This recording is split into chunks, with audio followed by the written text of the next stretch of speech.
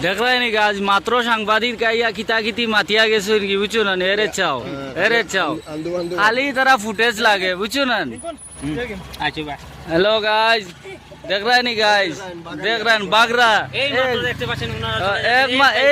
এই মারতে এই মারতে গেছেন কই না লাইক কমেন্ট করবা না ওই যে বাগাই দিছি হ্যাঁ গাইজ একটু ফলো করবা বুঝছো না নি তারা স্যাক্রিফাইস করিও না তারা বলে আবার reporter hello guys welcome to my new blog Radhe Radhe তোমরা আইলে কাদাইও একটা জোরালো চর্চা চলছে বহিরাগত স্থানীয় প্রার্থী নিয়ে এই বিষয়টি আপনারা কীভাবে দেখছেন?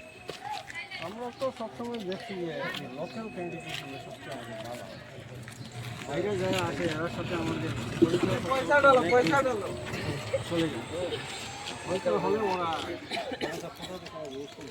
লোকাল ক্যান্ডিডেট হলে সবচেয়ে ভালো। বিগত দিনে আপনাদের এলাকার সঠিকভাবে যিনি বিধায়ক ওনার কার্যকাল নিয়ে আপনারা কতটুকু সন্তুষ্ট? আপনাদের এলাকায় উন্নতির দিক দিয়ে যদি দেখা যায় কতটুকু কী হয়েছে বলবেন? অনেক কিছু রাস্তা ফার্স্ট টাচ এগুলো হয়েছে মোটামুটি ভালো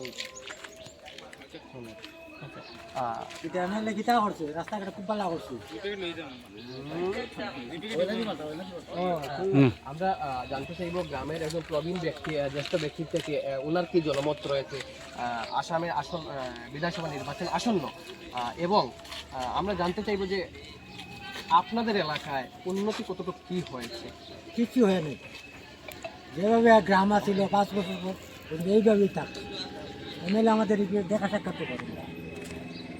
আর কি বলবো,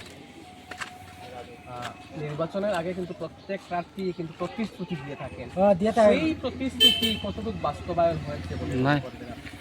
কারণ বিজেপি সরকার থাকায় তো তারা বলছে যে না আমরা কিছু পাইনি, তাই দিব করতে কি, তাই কিছু আমরা এটা যেমন মৌসুমে সামান্য আর কি, আর বেশি কিছু পাইনি আমরা।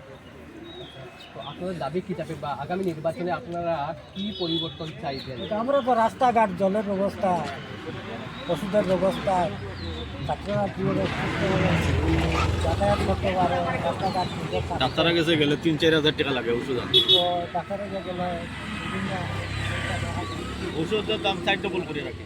ওষুধের দাম বাড়ি গেছে। ওইরকম সামান্য আমরা তো যেভাবে আমরা ধরে চলতে পারি গ্রামটা, ওইটা আমরা চাই।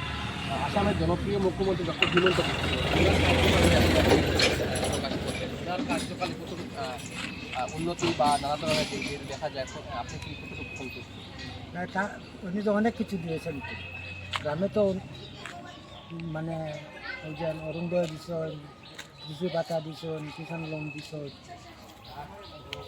গ্রামের মেয়ে 10,000 টাকা তো আরও আর একটা গ্রুপটা দিয়েছে, অনেক কিছু দিয়েছেন।